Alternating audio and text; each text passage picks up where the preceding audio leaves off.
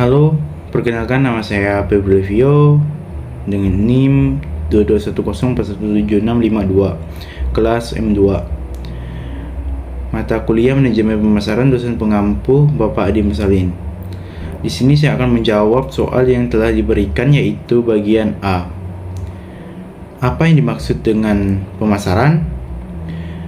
Coulthard 2001 mengungkapkan definisi pemasaran berarti bekerja dengan pasar sarana untuk mewujudkan pertukaran yang potensial dengan maksud memuaskan kebutuhan dan keinginan manusia, sehingga dapat dikatakan bahwa keberhasilan pemasaran merupakan kunci kesuksesan dari suatu perusahaan.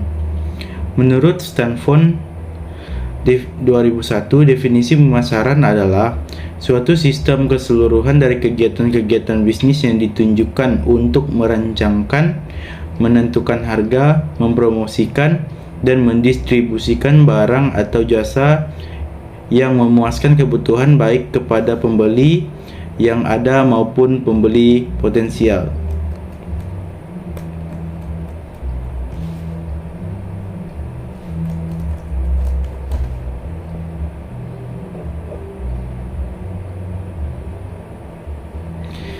Dua, apa yang dimaksud dengan manajemen pemasaran? Manajemen pemasaran menurut Philip Coulthard, manajemen pemasaran adalah analisis, perencanaan, implementasi, dan pengendalian program yang dirancang untuk menghasilkan pertukaran yang diinginkan dengan pasar sarana untuk tujuan mencapai tujuan organisasi. 3. Sebutkan dan jelaskan 5 filosofi pemasaran. 1. Konsep produksi. Menurut konsep ini, pelanggan lebih memilih produk yang murah dan mudah didapat yang dapat dijangkau di pasar tak jenuh. Dasar dari konsep ini adalah peningkatan pada biaya produksi yang rendah, efisien, produksi yang tinggi, dan produksi massal. Volume produksi yang besar. Singkatnya, sejumlah besar barang termurah. 2. Konsep produksi.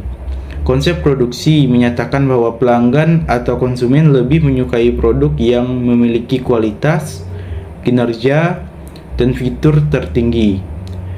Konsep produksi adalah konsep wajib yang untuk memberikan produk terbaik kepada pelanggan sesuai permintaan dan harapan. Sebuah produk tidak lengkap dengan sendirinya dan membutuhkan faktor bisnis lain seperti pemasaran, distribusi, penjualan, layanan, dan lain-lain. Konsep penjualan.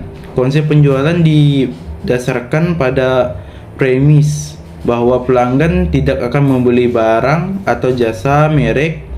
Oleh karena itu, bisnis dan perusahaan harus melakukan kegiatan promosi dan pemasaran untuk mengakselerasi produk yang dipasarkan. Pelanggan memiliki kebutuhan batin dan tugas Anda adalah mengubah kebutuhan batin mereka menjadi produk yang Anda lalui yang menjadi membeli produk yang Anda melalui motivasi dan persuasi. 4. Konsep pemasaran. Konsep pemasaran berorientasi pada pelanggan. Ini menempatkan pelanggan di tengah-tengah proses pemasaran, mencari tahu kebutuhan dan keinginan pelanggan, kemudian memuaskan kebutuhan tersebut dengan lebih baik daripada pesaing. 5. Konsep pemasaran sosial. Ide konsep pemasaran sosial didasarkan pada kesejahteraan seluruh masyarakat karena mempertanyakan strategi konsep pemasaran. Apa yang harus diinginkan pelanggan bukan berarti akan baik untuk mereka dalam jangka panjang. Apa yang Anda inginkan dan apa yang baik bagi Anda dan masyarakat secara keseluruhan adalah dua hal yang sangat berbeda. Nomor 4. Apa keunggulan dari konsep produk? Keunggulan dari konsep produk adalah inovasi, lebih banyak menggunakan konsep produk karena perusahaan menjamin untuk membuat produk yang lebih baik yang mengarah pada inovasi dan penemuan yang baik untuk semua orang. Kualitas adalah fokus utama dari konsep ini, memenuhi kebutuhan dan keinginan pelanggan pada saat yang bersamaan, meningkatkan benchmark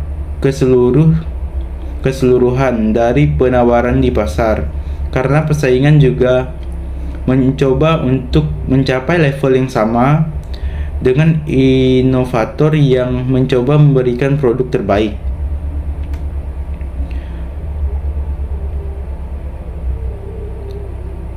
5. Apa kekurangan atau kelemahan dari konsep produk?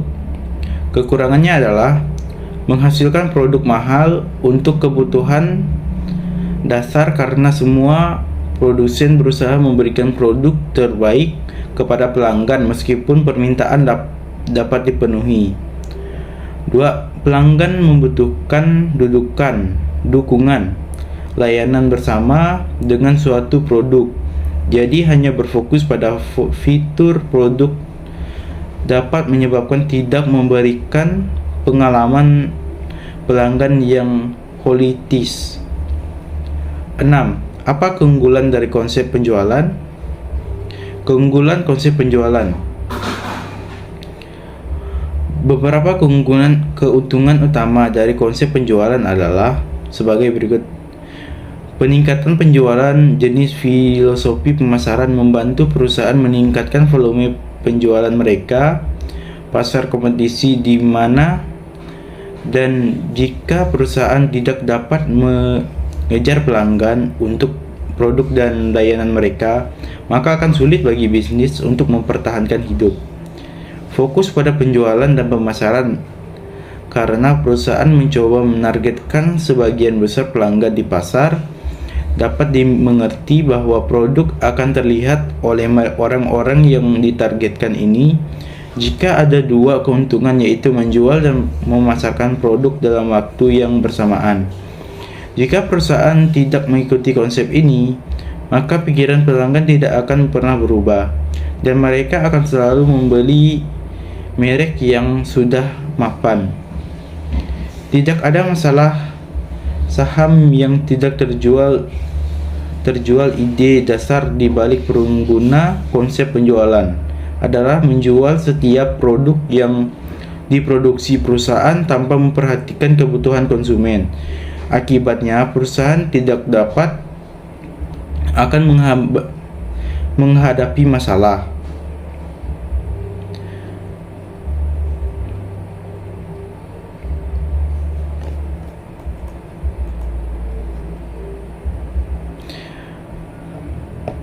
Masalah saham yang tidak laku sehingga perusahaan dapat menggunakan modal kerjanya untuk kegiatan produksi lainnya.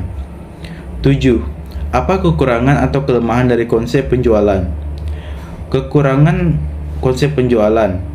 Beberapa kekurangan dari konsep penjualan adalah sebagai berikut. Mengabaikan kebutuhan pelanggan. Salah satu kelemahan dari konsep ini adalah menghindari kebutuhan dan keinginan dan fokus tetap pada penjualan produk dan jasa. Perusahaan menjual apapun yang mereka hasilkan daripada menyediakan apa yang diinginkan pelanggan. Mengabaikan umpan balik dan ulasan pelanggan. Menurut konsep ini, perusahaan tidak memperhatikan tanggapan dan review dari pelanggan, yang mana tidak benar. Karena dengan bantuan umpan balik pelanggan, perusahaan dapat meningkatkan produksinya. Karena tidak ada hal seperti itu, perusahaan tidak akan pernah mengetahui komentar-komentar negatif yang dapat berdampak buruk bagi reputasi perusahaan. Fokus jangka pendek. Ini berfokus pada tujuan dan sasaran jangka pendek perusahaan, dan itu adalah penyelesaian persediaan. Dengan cara ini, perusahaan tidak memiliki masalah moral kerja dan dapat menggunakannya untuk proyek menguntungkan lainnya. 8. Sebutkan dan jelaskan perusahaan yang dapat menggunakan konsep penjualan. Contoh konsep penjualan: perusahaan asuransi.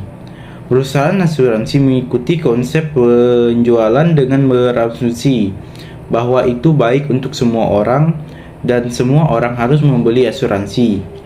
Agen asuransi fokus pada penjualan yang lebih banyak produk karena begitulah cara mereka mendapatkan komisi dan keuntungan. Rencana pemakaman prabayar. Tidak ada yang abadi dan setiap orang pada akhirnya akan mati. Itu membuat semua orang perlu merencanakan pemakaman mereka sebelumnya. Begitulah cara perusahaan merencanakan pemakaman, mengikuti filosofi penjualan dengan menargetkan semua orang dan tidak ada layanan purna jual. Menjual ensiklopedia. Ensiklopedia membuat informasi dasar tentang segala hal. Jika Anda memiliki rumah dan keluarga, maka Anda harus memiliki ensiklopedia di rumah tersebut. Mungkin suatu hari Anda perlu belajar tentang apapun. Itulah yang para penjual ensiklopedia mencoba menjual produk tersebut dalam jumlah besar. Penjualan door to door. Penjualan dari pintu ke pintu, mengunjungi rumah semua orang dan mencoba menjual barang rutin.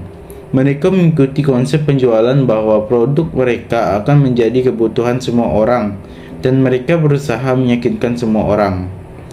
9. Jelaskan perbedaan antara konsep penjualan dan konsep pemasaran. Perbedaan konsep penjualan dan konsep pemasaran. Selain pengertian di atas, terdapat beberapa perbedaan mendasar antara konsep tersebut yang dijabarkan pada poin-poin di bawah ini. 1. Dalam konsep penjualan, orientasi penjualan adalah untuk menjaga bisnis dan produk yang dihasilkan, sementara konsep pemasaran berorientasi pada kepuasan konsumen. 2. Konsep penjualan berusaha untuk memaksa konsumen berpikir tentang produk.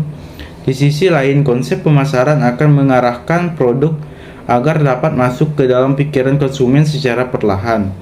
3. Titik awal konsep pemasaran adalah target pasar, sehingga hal pertama yang dilakukan oleh konsep pemasaran adalah riset untuk mengetahui kebutuhan konsumen.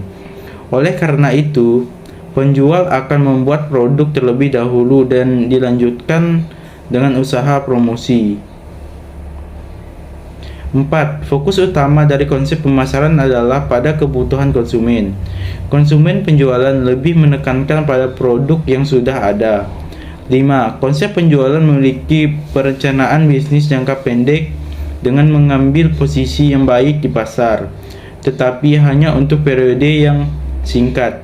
Sebaliknya, ada perencanaan matang yang berkonsentrasi pada loyalitas dalam konsep pemasaran sehingga menghasilkan stabilitas merek jangka pendek. 6. Upaya yang terlihat dalam konsep penjualan hanya mencakup promosi dan persuasi.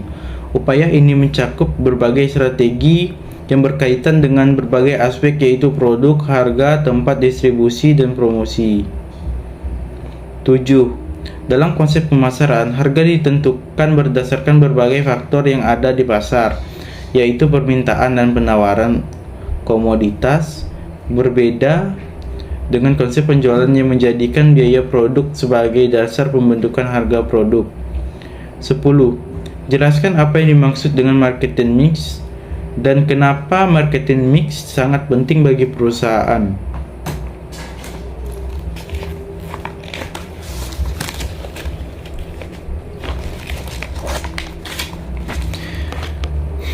Bauran pemasaran atau marketing mix adalah gabungan dari 4 elemen kunci dalam aktivitas pemasaran, yaitu produk, harga, promosi, dan distribusi atau tempat.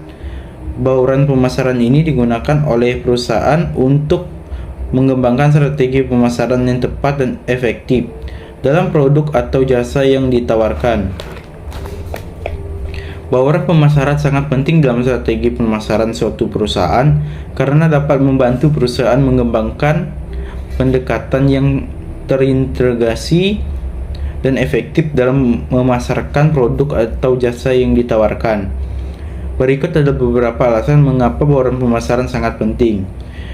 1. Menyesuaikan produk atau jasa dengan kebutuhan dan keinginan pelanggan.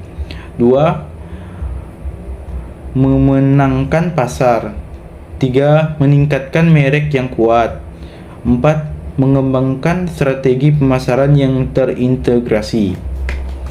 11. Jelaskan tugas utama pemasaran. Tugas utama pemasaran.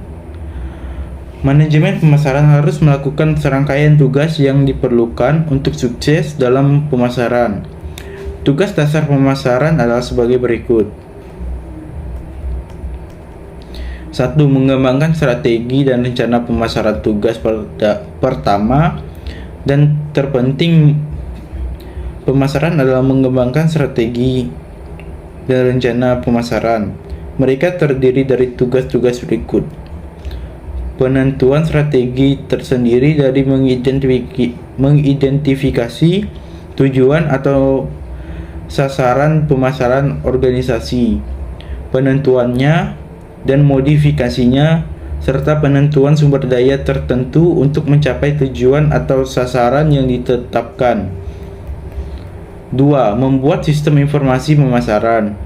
Ini berkaitan dengan pemahaman tentang apa yang terjadi di dalam dan di luar perusahaan. Secara sederhana, ada 4 komponen informasi pemasaran. Mereka adalah sistem catatan internal, sistem intelijen pemasaran, riset pemasaran, dan sistem pendukung keputusan. 3. Bangunan hubungan pelanggan. Pemasaran perlu membangun hubungan pelanggan. Membangun hubungan pelanggan adalah cara yang sangat efektif untuk meningkatkan kepuasan dan mempertahankan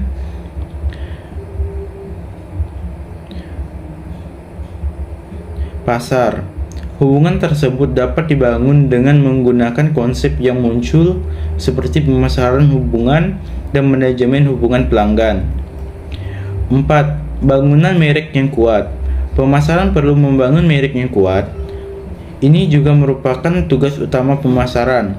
Merek yang kuat membantu dalam promosi, penciptaan nilai, pengembangan citra, promosian produk, loyalitas merek, dan perluasan lini produk.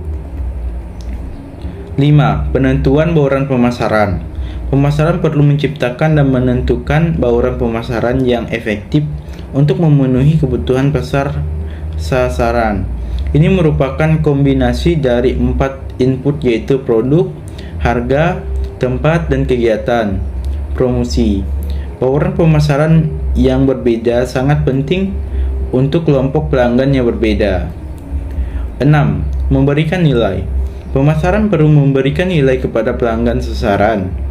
Nilai adalah rasio antara apa yang dibayar pelanggan dan apa yang mereka terima. Pemasaran harus menentukan cara penyampaian nilai yang terkandung dalam produk dan layanan yang dengan benar kepada pasar sasaran. Pemilihan produk pelanggan dipandu oleh nilai. 7. Komunikasi nilai. Pemasaran perlu mengkomunikasikan nilai ke pasar sasaran.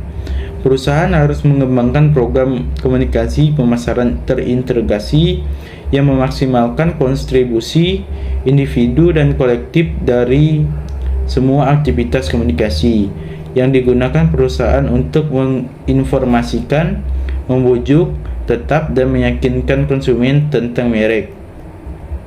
8. Menciptakan pertumbuhan jangka panjang. Pemasaran harus mengambil pandangan jangka panjang dari produk dan merek dan bagaimana keuntungannya harus dikembangkan. Berdasarkan posisinya, ia harus memulai pengembangan, pengujian, dan peluncuran produk baru. 9. Implementasi dan pengendalian.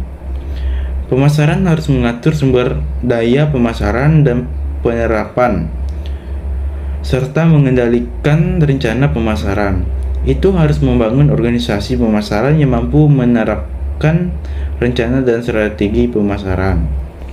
12. Jelaskan bagaimana dampak pemasaran terhadap perekonomian suatu daerah atau negara. Pemasaran juga dapat mempunyai dampak terhadap ekonomi suatu daerah dan negara. Peran pemasaran sebagai agen katalistik dapat dilihat dari pertumbuhan produk domestik bruto (PDB). Pemasaran menyediakan jaringan sinergis yang diperlukan untuk meningkatkan pertumbuhan ekonomi yang positif. Sekian dari saya ucapkan terima kasih.